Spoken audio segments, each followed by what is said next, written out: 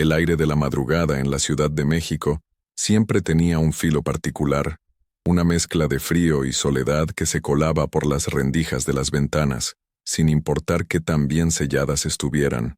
Eran las 4 de la mañana, y yo estaba sentada en la cocina, con una taza de té de manzanilla entre las manos, observando a mi abuela Elena. Llevaba horas así, inmóvil en su sillón favorito, con la mirada perdida en algún punto invisible de la penumbra. La noche había comenzado como cualquier otra, con la telenovela de las 9 y un plato de fruta picada, pero una palabra, una simple mención en un comercial de turismo, había derrumbado el castillo de serenidad que ella había construido a su alrededor durante 82 años. Zacatecas.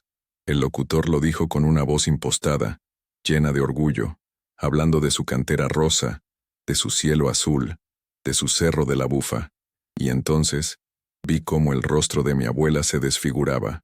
Primero fue un temblor en sus labios, luego sus ojos se llenaron de un agua que no era de tristeza, sino de pánico puro. Se llevó una mano al pecho, como si intentara contener algo que amenazaba con estallar desde adentro, y un sollozo seco, un quejido animal, escapó de su garganta. El panteón, susurró, y esa palabra fue suficiente para apagar la televisión y llevarla a su sillón, donde el silencio se había instalado como un sudario. Yo, Sofía, a mis 30 años, creía conocer a mi abuela. La conocía como la matriarca de roble, la mujer que había criado a 5 hijos prácticamente sola después de que mi abuelo muriera joven, la que horneaba el mejor pan de muerto, la que tenía un remedio para cada mal y una palabra de aliento para cada herida. Su fortaleza era legendaria en la familia, una especie de faro inamovible. Verla así, rota y vulnerable, era como ver caer una montaña. El terror que emanaba de ella era casi tangible, una neblina fría que llenaba la pequeña sala de su casa en la colonia Roma. No era el dolor del duelo, eso lo conocía bien. Lo había visto en sus ojos cada 2 de noviembre cuando hablaba de mi abuelo. Esto era diferente. Era un miedo antiguo, un horror que parecía tener raíces profundas y venenosas. Intenté hablarle, preguntarle qué pasaba, pero solo negaba con la cabeza, sus nudillos blancos de tanto apretar los brazos del sillón. Le traje un vaso de agua, una cobija, el té que ahora se enfriaba en mis manos. Nada la alcanzaba. Estaba atrapada en un lugar al que yo no tenía acceso, un lugar llamado Zacatecas. Me senté a observarla, a respetar su silencio, y mi mente comenzó a trabajar. En toda mi vida, mi abuela rara vez había hablado de su tierra natal. Sabíamos que era de un pueblo cerca de la capital de Zacatecas, que había venido a la Ciudad de México muy joven, a los 17 años, para buscar una vida mejor. Esa era la historia oficial, la versión pulida que se contaba en las reuniones familiares. Pero nunca había detalles, nunca había anécdotas de su niñez, de sus padres, de sus hermanos. Era un capítulo cerrado, un libro sellado con 7 candados. Ahora, uno de esos candados se había roto. La palabra cementerio flotaba entre nosotras, cargada de un peso insoportable. ¿Qué podía haber en un cementerio que provocara tal reacción? La muerte es parte de la vida, solía decir ella. Pero la forma en que lo había susurrado no hablaba de una paz final, sino de una herida abierta, purulenta. Recordé fragmentos de conversaciones, susurros entre mis tías cuando creían que yo no escuchaba, algo sobre una herencia perdida, sobre una injusticia que había marcado a la familia, pero siempre eran retazos, piezas de un rompecabezas que nadie se atrevía a armar. Mientras el cielo comenzaba a teñirse de un gris pálido, mi abuela finalmente se movió. Giró la cabeza lentamente y me miró. Sus ojos, usualmente brillantes y llenos de picardía, estaban opacos, hundidos en un mar de recuerdos aterradores. «Mija», dijo, y su voz era un hilo frágil.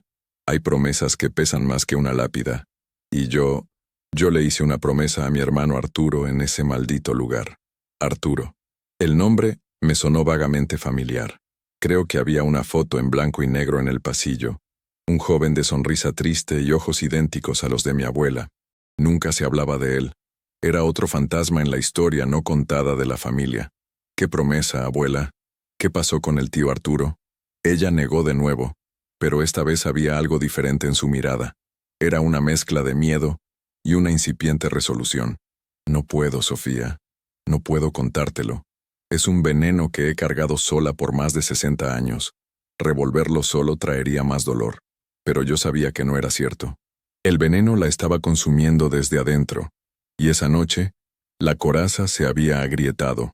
Esa madrugada, mientras el primer rayo de sol se filtraba por la ventana, no solo comprendí el terror que la consumía, comprendí que mi papel en esta historia apenas comenzaba. Tenía que descubrir qué secreto guardaba el cementerio de Zacatecas, no solo por ella, sino por mí, porque las raíces, aunque se ignoren, siguen nutriendo o envenenando el árbol, y nuestro árbol familiar estaba enfermo. La vida que yo conocía, mi trabajo en una agencia de marketing, mis planes de comprar un departamento en La Condesa, mis preocupaciones sobre si mi novio y yo éramos realmente compatibles, todo pareció encogerse, volverse trivial. Una misión mucho más grande acababa de aterrizar en mi regazo. Tenía que desenterrar el pasado, aunque al hacerlo, corriera el riesgo de liberar a los demonios que mi abuela había intentado mantener sepultados. Los días que siguieron a aquella madrugada fueron tensos. Mi abuela Elena volvió a su caparazón de normalidad, pero era una fachada frágil. Cocinaba, veía sus telenovelas, regaba sus macetas, pero sus movimientos eran más lentos. Su mirada a menudo se perdía en la distancia. Yo la observaba, intentando encontrar una nueva grieta por donde colarme, pero ella era una fortaleza. El nombre de Arturo y la palabra Zacatecas se convirtieron en un tabú, un pacto de silencio no declarado entre las dos. Sin embargo, la semilla de la curiosidad y la necesidad ya había germinado en mí. Empecé mi propia investigación, en secreto, como una detective en mi propia casa. El primer lugar al que acudí fue al baúl de madera que mi abuela guardaba al pie de su cama, ese que siempre estaba cerrado con un pequeño candado oxidado. Siempre nos había dicho que solo guardaba viejos retazos y recuerdos sin importancia. Una tarde, mientras ella dormía la siesta, encontré la llave en un alajero, escondida bajo un rosario de plata. Mi corazón latía con fuerza mientras giraba la llave. El olor a naftalina y a tiempo encerrado me golpeó. Dentro, no había retazos, sino una vida entera cuidadosamente doblada. Un vestido de bautizo amarillento, un par de zapatitos de bebé, y debajo de todo, un fajo de cartas atadas con un listón descolorido y una caja de metal. Las cartas eran de ella, dirigidas a un tal Ricardo, pero nunca enviadas. Las fechas abarcaban casi 10 años, desde finales de los 50 hasta mediados de los 60. Las leí con avidez, sintiéndome una intrusa pero incapaz de detenerme. Hablaban de una traición. Mi abuela, en una caligrafía elegante y furiosa, acusaba a este Ricardo de haberle robado lo que por derecho le pertenecía a ella y a su hermano Arturo. Mencionaba unas tierras, una mina de plata que nuestro padre nos dejó en vida, y cómo Ricardo, su propio primo, se había valido de artimañas legales y de la repentina muerte de su padre para quedarse con todo. Pero la parte más escalofriante venía en las últimas cartas. Eran más desesperadas. Hablaban de la muerte de Arturo. La versión oficial, la que al parecer todos habían aceptado, fue un accidente en la mina, una caída, pero mi abuela no lo creía. «Tú lo mataste, Ricardo», escribió en una de las cartas, con la tinta corrida como si hubieran caído lágrimas sobre ella. «Arturo descubrió tus trampas, tenía los papeles que probaban el despojo, y tú lo silenciaste. Lo dejaste morir como un perro, y luego te pavoneaste en su funeral dándome el pésame. Algún día la justicia llegará, te lo juro por la memoria de mi hermano». La caja de metal contenía fotos. Allí estaba Arturo, sonriendo junto a una joven Elena, ambos con la ropa sencilla de la gente de campo, pero con una dignidad innegable. Había fotos de sus padres, mis bisabuelos, a quienes nunca conocí, y había una foto que me heló la sangre. Era un grupo de personas en lo que parecía una fiesta. Reconocí a mi abuela y a Arturo, y a un hombre a su lado, con una sonrisa arrogante y un traje que parecía demasiado caro para el entorno. Debía ser Ricardo, el hombre que, según las cartas de mi abuela, había destruido a su familia. Guardé todo como lo encontré, con las manos temblorosas. El miedo de mi abuela ya no era un misterio abstracto. Tenía un nombre y un rostro. Era el miedo a un asesino impune, a una justicia que nunca llegó. Era el terror de haber sido la única en saber la verdad y no haber podido hacer nada. Atrapada en la impotencia y el dolor, decidí que no podía seguir actuando a sus espaldas. Esa noche, durante la cena, puse una de las fotos de Arturo sobre la mesa. Mi abuela la miró y su rostro se endureció. ¿Dónde encontraste eso? En el baúl, confesé. Abuela, leí las cartas. Sé lo de Ricardo. Sé que crees que mató a tu hermano.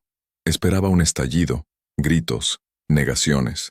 En cambio, mi abuela se derrumbó, apoyó los codos en la mesa y escondió el rostro entre las manos. Y esta vez, el llanto fue largo y amargo. Lloró por el hermano perdido, por la juventud robada, por los 60 años de silencio forzado. Cuando finalmente levantó la vista, sus ojos tenían una nueva luz, la de una batalla que, aunque vieja, no estaba perdida. Él no solo nos robó la herencia, Sofía, dijo con la voz ronca. Nos robó el futuro. Mi padre tenía planes para nosotros. Arturo iba a estudiar para ser ingeniero de minas. Yo quería ser maestra. Teníamos un futuro brillante. Ricardo nos lo arrebató todo y nos dejó con nada más que miedo. Me contó la historia completa. Cómo su primo Ricardo, consumido por la envidia, falsificó documentos después de la muerte de mi bisabuelo. Cómo Arturo, que era listo y valiente, empezó a sospechar y a reunir pruebas. La noche antes de su accidente, continuó mi abuela, Arturo me dijo que lo tenía, que al día siguiente iría al pueblo a hablar con un licenciado para denunciar a Ricardo. Me hizo prometerle que si algo le pasaba, yo no descansaría hasta que se hiciera justicia. Lo encontraron en el fondo de un tiro de la mina a la mañana siguiente. Dijeron que resbaló. Su voz se quebró. Yo era una muchachita de 16 años. ¿Qué podía hacer? Ricardo era poderoso. Tenía compradas a las autoridades. Me amenazó. Me dijo que si hablaba, terminaría como mi hermano. Un día después, empaqué mis cosas y huí a la capital. Con miedo, con culpa, con la promesa rota quemándome el alma. Ahora entendía. El cementerio de Zacatecas no era solo el lugar donde yacía su hermano. Era el símbolo de su fracaso, de su promesa incumplida. Cada día de su vida, había vivido con ese fantasma. ¿Y qué pasó con Ricardo? Pregunté, sintiendo una rabia fría crecer en mi interior. Mi abuela se encogió de hombros. Escuché que se volvió muy rico, que su familia es de las más importantes de la región. Se casó, tuvo hijos, nietos. Una vida de lujo sobre los huesos de mi hermano. La imagen de ese hombre sonriendo en la foto, viviendo una vida próspera construida sobre una tumba, me revolvió el estómago. En ese momento, la decisión que había estado gestándose en mí se solidificó. Abuela, dije tomándole las manos, vamos a Zacatecas. Ella me miró con pánico. No, mija, es demasiado peligroso. Esa gente es mala. Ya no tienes 16 años y estás sola, repliqué con una firmeza que no sabía que poseía. Ahora me tienes a mí. No vamos a buscar venganza, vamos a buscar la verdad y la paz, tu paz. Es hora de cumplir esa promesa. La lucha interna era visible en su rostro, una batalla entre el terror de décadas y una chispa de esperanza recién encendida. Sabía que le estaba pidiendo que enfrentara a su peor demonio, que regresara al escenario de su trauma, pero también sabía que era la única manera de liberarla. Después de un largo silencio, asintió lentamente. Un solo y casi imperceptible movimiento de cabeza, que significaba el fin de 60 años de exilio y el comienzo del viaje más importante de nuestras vidas. Compré los boletos de avión esa misma noche. Zacatecas nos esperaba. El vuelo a Zacatecas fue silencioso. Mi abuela Elena miraba por la ventanilla, sus nudillos apretados sobre el bolso que llevaba en el regazo, un bolso Chanel falso que había comprado en el mercado de la Lagunilla y que atesoraba como si fuera auténtico. Para ella representaba una pequeña victoria, un trozo de la vida lujosa que le habían arrebatado. Yo, por mi parte, sentía una mezcla de nerviosismo y determinación. Tenía un plan vago. Llegar, instalarnos y empezar a preguntar. Sabía que no sería fácil. 60 años es mucho tiempo. Los recuerdos se desvanecen. Los testigos mueren. Las verdades se entierran más profundo que los muertos. Aterrizamos en el pequeño aeropuerto, y el aire seco y el sol brillante de Zacatecas nos recibieron. Alquilé un coche y conduje hacia la ciudad. La belleza del lugar era innegable. La cantera rosa de los edificios coloniales brillaba bajo el sol. Las calles empedradas subían y bajaban en pendientes caprichosas, y el imponente Cerro de la Bufa vigilaba todo desde lo alto. Era una postal, una ciudad de ensueño, pero para mi abuela, cada esquina parecía evocar un fantasma. Ahí estaba el cine donde Arturo me llevó a ver una película de Pedro Infante. Susurró al pasar por un edificio que ahora era una tienda de conveniencia. Y en esa plaza, nos sentábamos a comer una nieve de garrafa. Estaba reconstruyendo su pasado, y con cada recuerdo, su rostro se ensombrecía un poco más. Nos alojamos en un pequeño hotel boutique en el centro histórico. Era un lugar encantador, pero mi abuela apenas lo notó. Se sentó en la cama y no se movió por casi una hora. Entendí que necesitaba tiempo para aclimatarse, para respirar el mismo aire que había dejado atrás con tanto miedo. Mi primer objetivo era encontrar a alguien que recordara a la familia. Mi abuela me había dado un nombre, Don Ismael, el dueño de una vieja tienda de abarrotes que había sido amigo de mi bisabuelo. Si alguien sabe algo, es él, si es que todavía vive, dijo con poca esperanza. Al día siguiente, dejamos a mi abuela descansando y yo fui en busca de la tienda. La encontré en una callecita lateral, un local pequeño y oscuro que parecía detenido en el tiempo.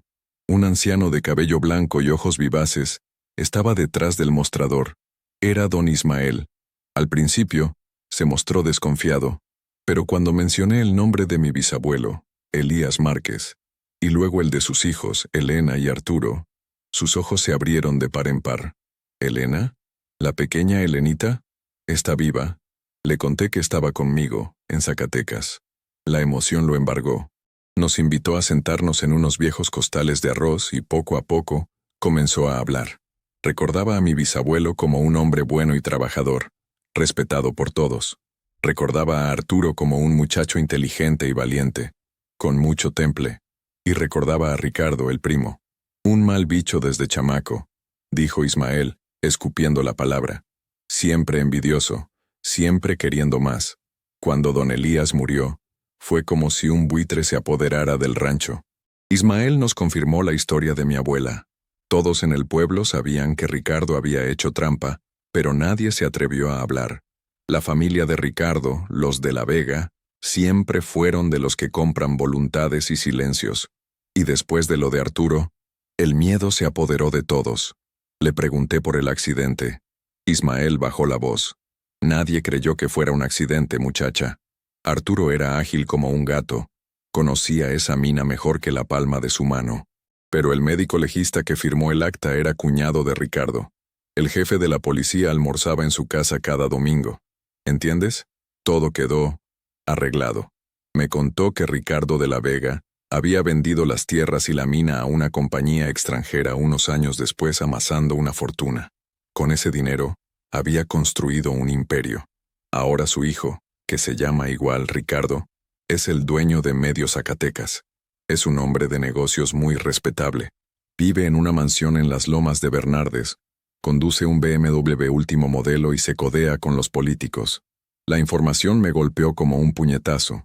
La injusticia no solo había ocurrido, sino que había florecido, se había multiplicado, dando frutos de riqueza y poder para los culpables.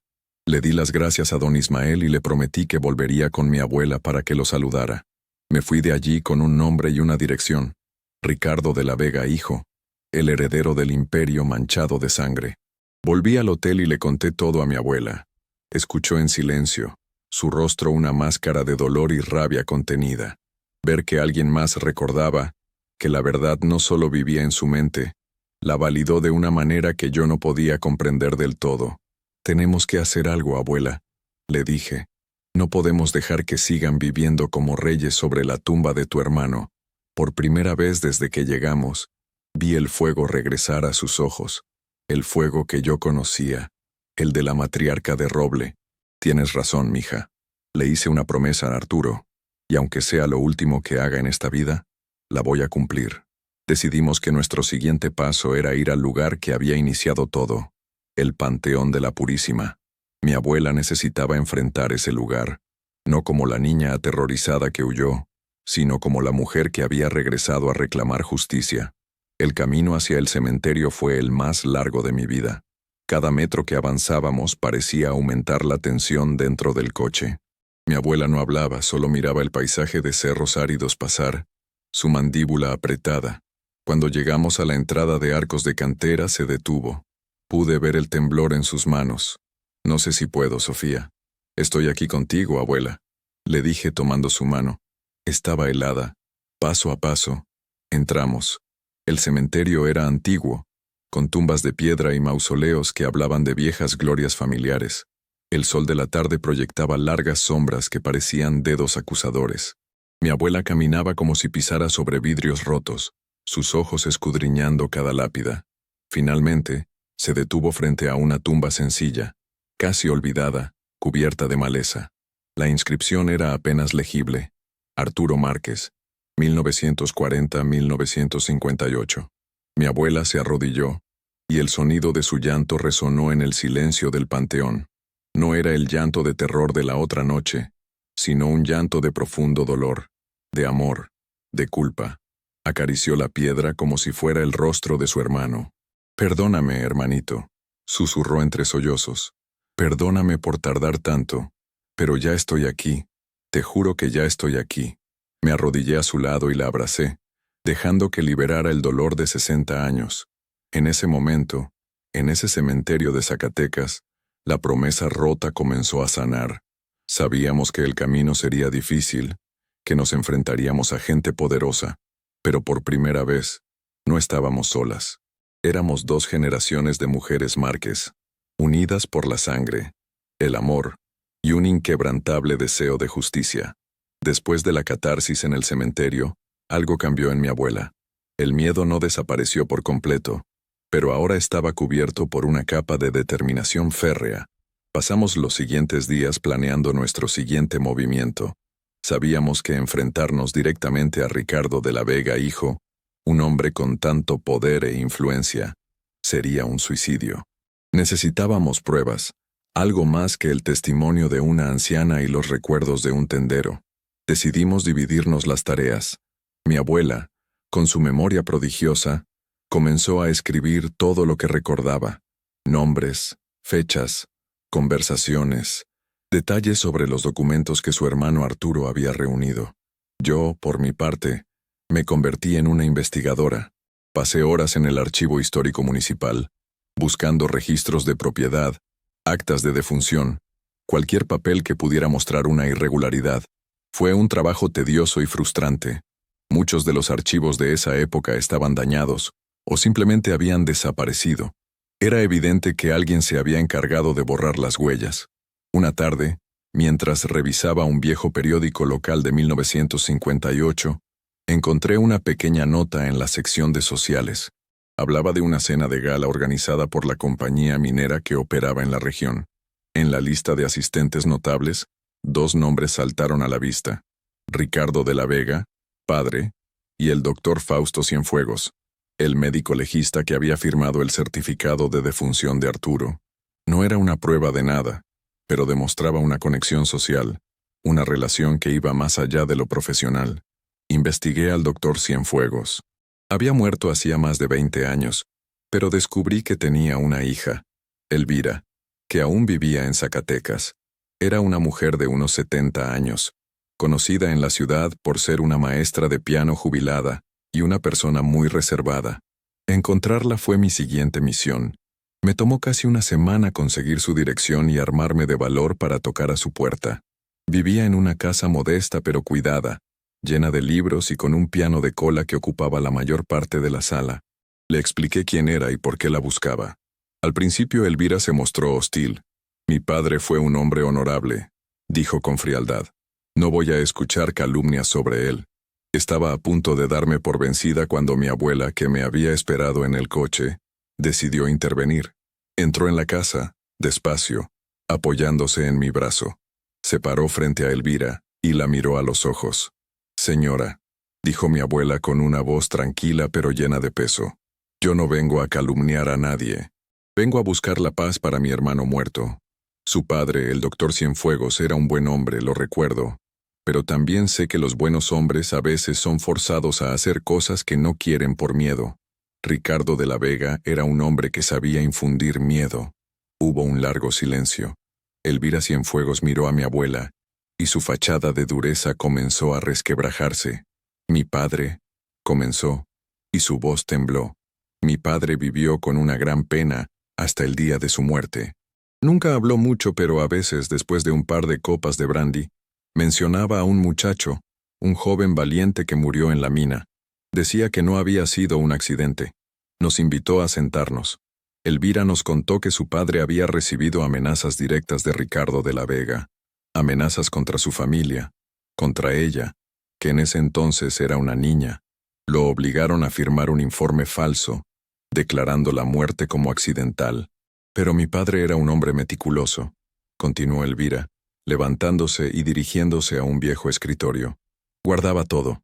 Abrió un cajón secreto en el fondo del mueble y sacó un sobre amarillento. Dentro, había una copia del informe preliminar que su padre había escrito antes de ser presionado. En sus notas personales, escritas al margen con una letra casi ilegible, describía lesiones en el cuerpo de Arturo que no eran consistentes con una caída. Mencionaba un golpe en la nuca, probablemente hecho con un objeto contundente, y signos de lucha en sus manos. Y lo más importante, una pequeña nota adjunta. RDLB me entregó esto. Dijo que era del muchacho. Era un pequeño trozo de papel, un recibo de un notario en el pueblo vecino, fechado 2 días antes de la muerte de Arturo, por la certificación de documentos de propiedad de la mina La Esperanza. Era la pistola humeante. Era la prueba de que Arturo tenía los papeles y de que Ricardo de la Vega lo sabía. Mi abuela y yo nos miramos, con los ojos llenos de lágrimas. Después de 60 años, la verdad comenzaba a abrirse paso. Elvira nos entregó los documentos. Hagan justicia, dijo simplemente, por el muchacho y por la memoria de mi padre. Con esta nueva evidencia en nuestro poder, nuestro plan cambió. Ya no éramos solo 2 mujeres con una historia triste. Teníamos una prueba tangible. Decidimos que era hora de poner a Ricardo de la Vega hijo contra la pared, pero no con un enfrentamiento directo. Necesitábamos un abogado, y no cualquiera.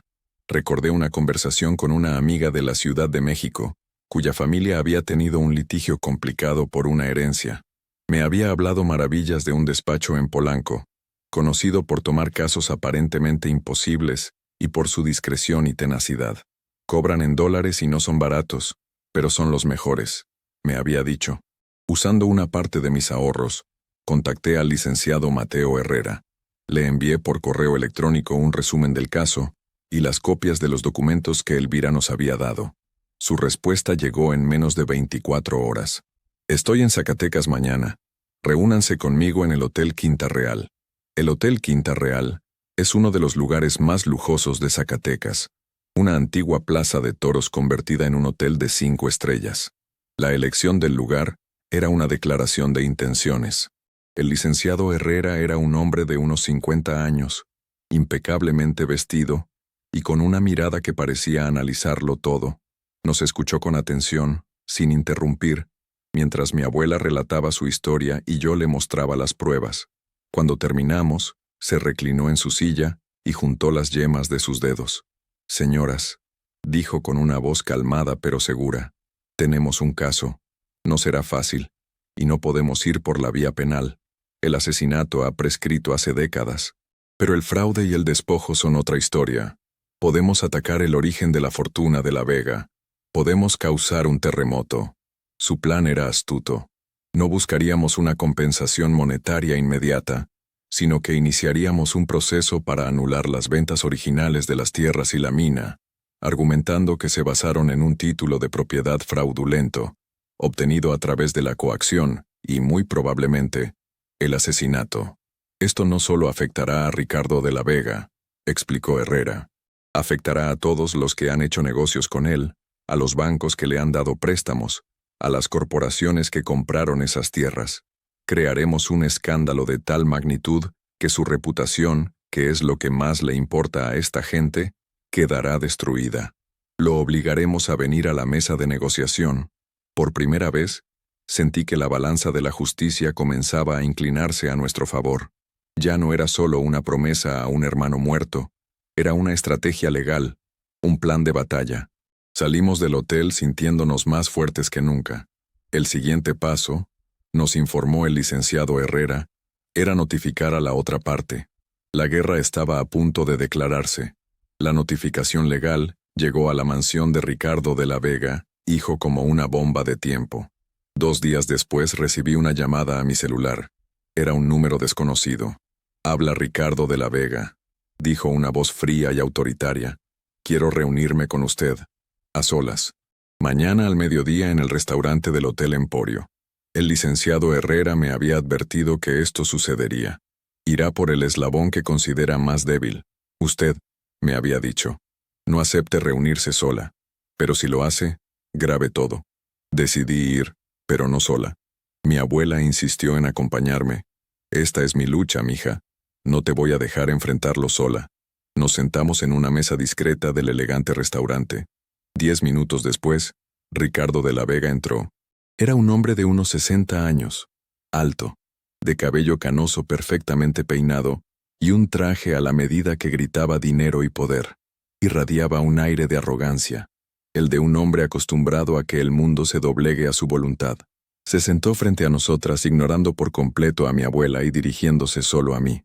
«Señorita Márquez», dijo, casi escupiendo el apellido. «No sé qué juego está jugando, pero le aconsejo que lo detenga ahora mismo. Está usted cometiendo un grave error al desenterrar historias viejas y falsas». «No son historias falsas, señor de la Vega», respondí, mi voz sorprendentemente firme. «Y no es un juego. Es la vida de mi familia la que su padre destruyó». Él sonrió, una sonrisa gélida que no llegó a sus ojos. «Mi padre fue un hombre de negocios visionario. Construyó un legado. Lo que usted tiene son los desvaríos de una anciana». En ese momento, mi abuela, que había permanecido en silencio, habló.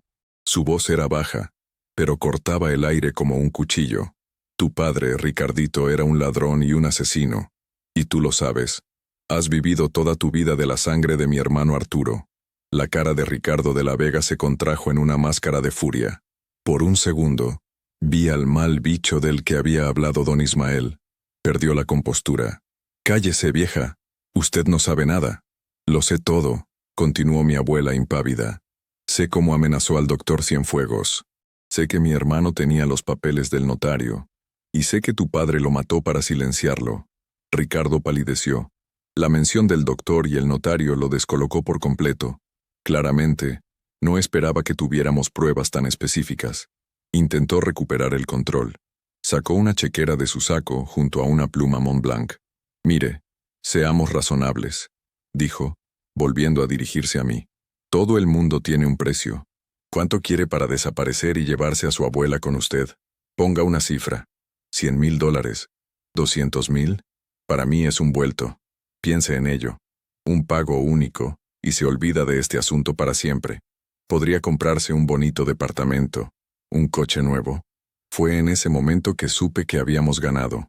Su oferta no era un acto de generosidad, sino de desesperación. Estaba asustado. Miré la chequera, luego lo miré a los ojos. «Señor de la Vega», dije lentamente saboreando cada palabra, «hay cosas que su dinero no puede comprar. La dignidad, por ejemplo, la justicia, la paz de mi abuela. Guarde su dinero. Nos veremos en los tribunales». Me levanté, y mi abuela hizo lo mismo. Al pasar a su lado, mi abuela se detuvo y se inclinó hacia él. «Le hice una promesa a mi hermano en su tumba», le susurró. «Y las promesas, en mi familia, se cumplen». Salimos del restaurante dejando a Ricardo de la Vega solo en la mesa, su rostro pálido de rabia e incredulidad. El hombre que creía poder comprar el mundo acababa de descubrir que el alma de mi abuela no estaba en venta. Afuera, en la calle, mi abuela y yo nos abrazamos. No fue un abrazo de celebración, sino de liberación. La batalla legal apenas comenzaba, pero la batalla moral, la más importante, la habíamos ganado en esa mesa. Habíamos enfrentado al dragón en su propia guarida, y no habíamos retrocedido. El legado de Arturo Márquez, el joven valiente que murió por la verdad, estaba siendo honrado, y la niña de 16 años que huyó aterrorizada de Zacatecas había regresado convertida en una reina, lista para reclamar su reino, no de tierras ni de plata, sino de honor y justicia. El intento de soborno de Ricardo de la Vega fue el catalizador que aceleró todo. Con la conversación grabada en mi teléfono, el licenciado Herrera tenía munición adicional. Presentó una moción en el juzgado, adjuntando la transcripción del audio como prueba de la mala fe de la parte demandada y su intento de obstruir la justicia. La noticia del litigio se filtró a la prensa local. Al principio fue una nota pequeña en la sección de sociales, pero el nombre de la Vega era demasiado grande para pasar desapercibido. Los periodistas comenzaron a indagar. La historia de una anciana que regresaba después de 60 años para reclamar la herencia de su familia y acusar a una de las dinastías más poderosas del estado de fraude y asesinato era demasiado jugosa para ignorarla. El escándalo estalló. El nombre de la Vega, antes sinónimo de éxito y poder, ahora estaba manchado por la sospecha. Sus socios comerciales se pusieron nerviosos. Los bancos comenzaron a revisar sus líneas de crédito. La reputación que tanto les había costado construir, o más bien comprar, se desmoronaba como un castillo de naipes. Ricardo de la Vega, que había intentado manejar el asunto con la arrogancia de siempre, se encontró de repente aislado. Sus amigos influyentes en la política y los negocios ya no le contestaban las llamadas. Nadie quería verse salpicado por el lodo. Para mi abuela y para mí, fue un periodo extraño. Nos convertimos en celebridades locales de la noche a la mañana. La gente nos reconocía en la calle. Algunos nos miraban con admiración, otros con recelo. Recibimos amenazas anónimas, llamadas a deshoras en el hotel, pero también recibimos muestras de apoyo. Ancianos que recordaban la historia se acercaron a nosotros, ofreciéndose a testificar sobre la reputación del padre de Ricardo y la bondad de mi bisabuelo. La comunidad, que había vivido bajo el yugo silencioso de los de la Vega durante décadas, comenzaba a despertar.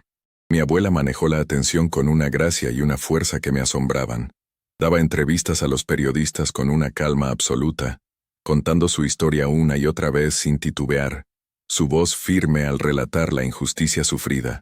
Se convirtió en un símbolo de resistencia, en la David que se enfrentaba a Goliat.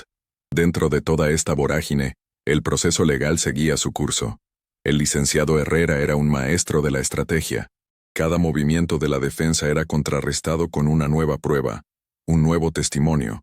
Presentó el informe original del doctor Cienfuegos, el testimonio de su hija Elvira, el recibo del notario.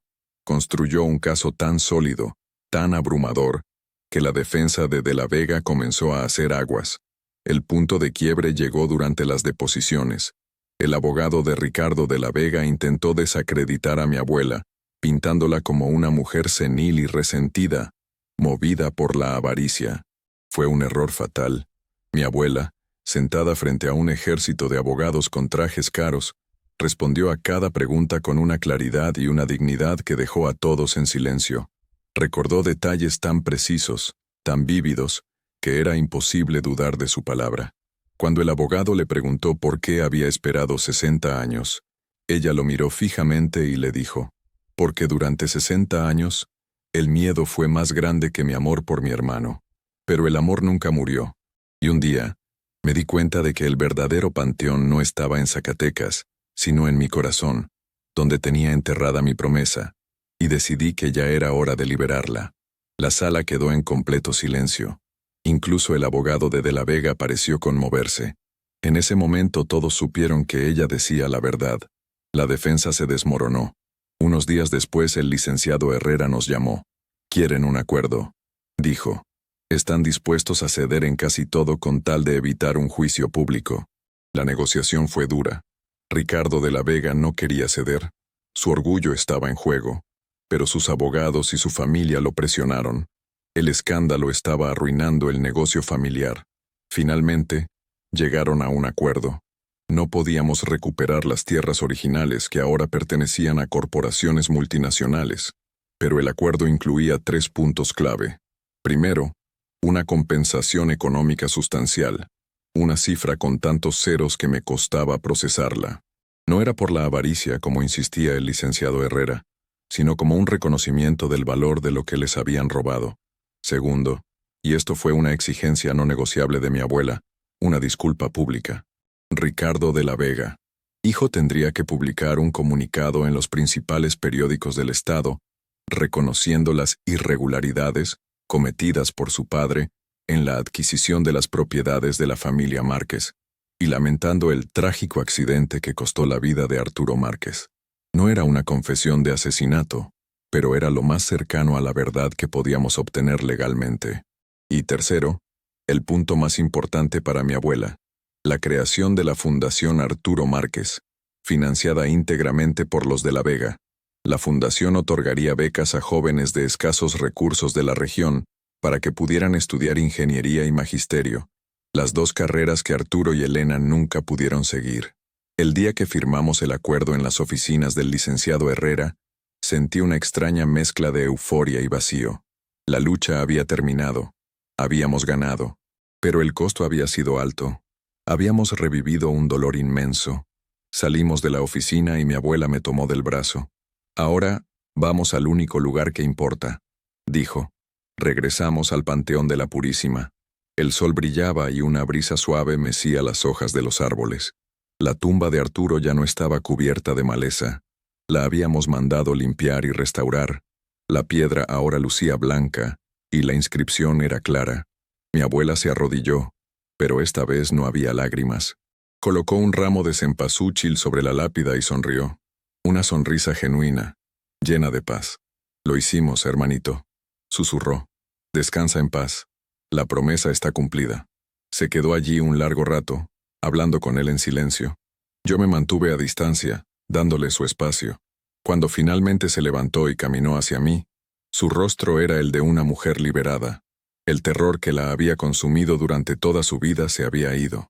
En su lugar había una serenidad profunda, la paz de quien ha cerrado el círculo y ha hecho las paces con sus fantasmas. Habíamos ido a Zacatecas buscando justicia, y la encontramos, pero en el camino encontramos algo aún más valioso, la redención. Nuestra partida de Zacatecas fue muy diferente a nuestra llegada. Nos fuimos no como fugitivas del pasado, sino como arquitectas de un nuevo futuro. El dinero del acuerdo lo depositamos en un fondo de inversión. Mi abuela insistió en que la mayor parte fuera para mí y para el futuro de mis hijos, si algún día los tenía. El dinero no me puede devolver a mi hermano, decía, pero puede darte a ti la seguridad que a mí me robaron. Yo usé una parte para comprar mi departamento en la Condesa, pero el resto lo dejé intacto, como un recordatorio de que la verdadera riqueza no estaba en la cuenta bancaria, sino en el valor y la integridad que mi abuela me había enseñado. La Fundación Arturo Márquez se convirtió en un éxito. Cada año, ayudaba a decenas de jóvenes a cumplir sus sueños. Mi abuela participaba activamente en la selección de los becados, y encontrarme con esos chicos y chicas llenos de esperanza, sabiendo que sus futuros se estaban construyendo sobre un acto de justicia, era la mayor recompensa de todas. La vida de mi abuela se transformó. Los últimos años de su vida los vivió con una ligereza que yo nunca le había conocido. Las pesadillas cesaron. La sombra en su mirada desapareció. Hablaba de Arturo con frecuencia, pero ya no con dolor, sino con un cariño nostálgico, compartiendo anécdotas de su infancia, manteniendo viva su memoria de la manera correcta. A menudo, la encontraba en su sillón, con la mirada perdida, pero ya no en un abismo de terror, sino en un horizonte de paz. Me contaba historias de su tierra, de los olores, de los sabores, reconciliándose con el lugar que había sido tanto su paraíso como su infierno. Un día, estábamos sentadas en el balcón de mi nuevo departamento, mirando el atardecer. La ciudad se extendía a nuestros pies, un monstruo de concreto y luces, tan diferente al paisaje de su juventud. Me tomó la mano. «Sabes, mija», dijo, «durante muchos años pensé que la fortaleza era aguantar, callar, tragar el veneno y seguir caminando, pero tú me enseñaste que la verdadera fortaleza es tener el valor de hablar, de enfrentar el dolor, de buscar la verdad, aunque duela». Sus palabras me llegaron al alma.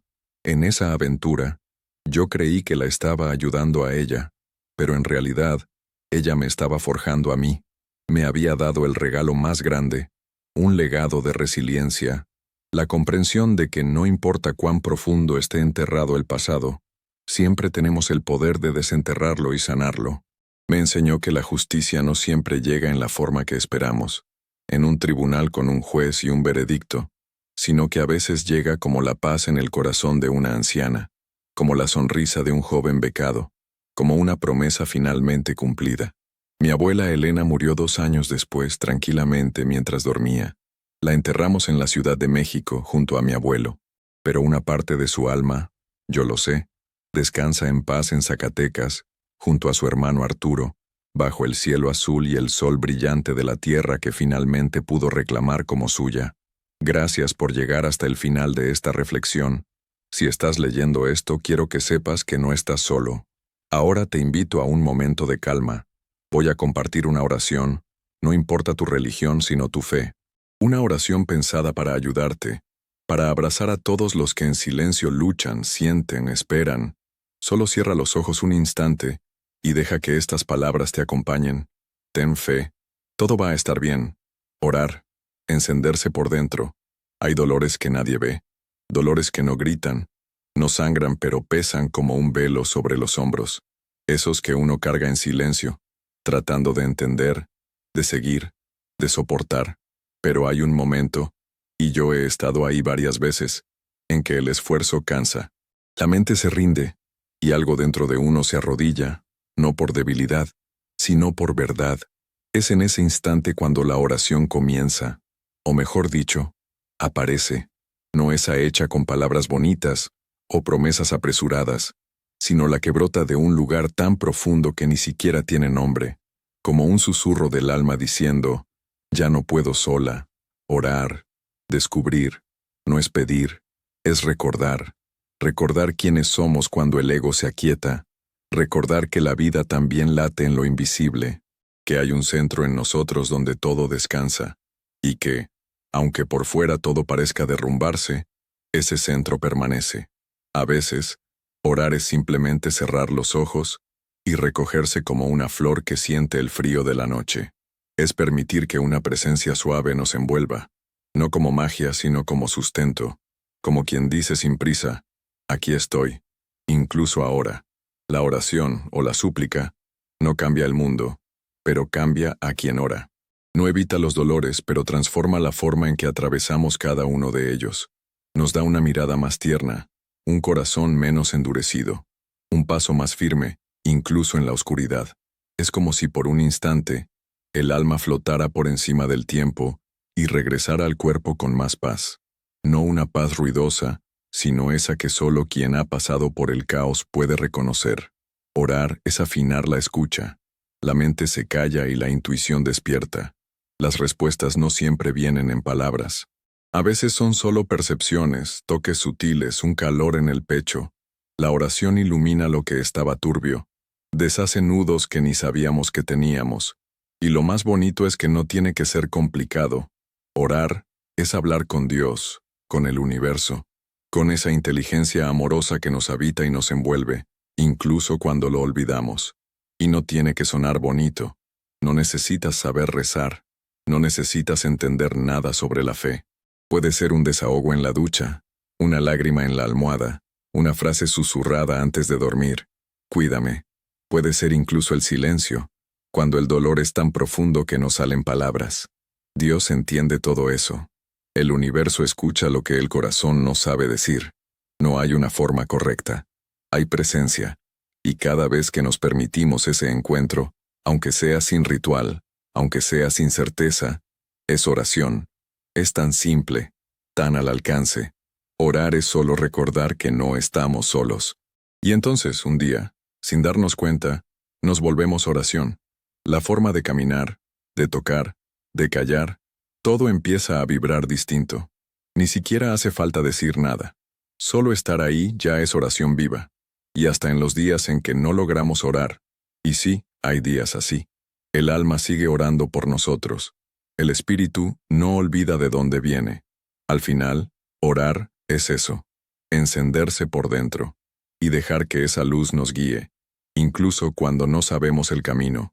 Gracias de corazón por acompañarme en esta historia. Me encantaría saber qué te pareció, así que, por favor, deja un comentario y sigue el canal para no perderte las próximas reflexiones. Sus historias y sus opiniones son el alma de este espacio. Cuéntenme, ¿qué temas les gustaría que exploráramos juntos? ¿Qué historias necesitan ser contadas? Y una pregunta más. Me llena de curiosidad saber desde qué rincón del mundo me leen, de dónde eres. Como una pequeña forma de agradecerles su tiempo y su apoyo, he dejado un par de recetas de tés relajantes y unos postres deliciosos sin azúcar en el primer comentario fijado. Espero que les ayuden a encontrar un momento de paz en su día. Que Dios los proteja a todos, hoy y siempre.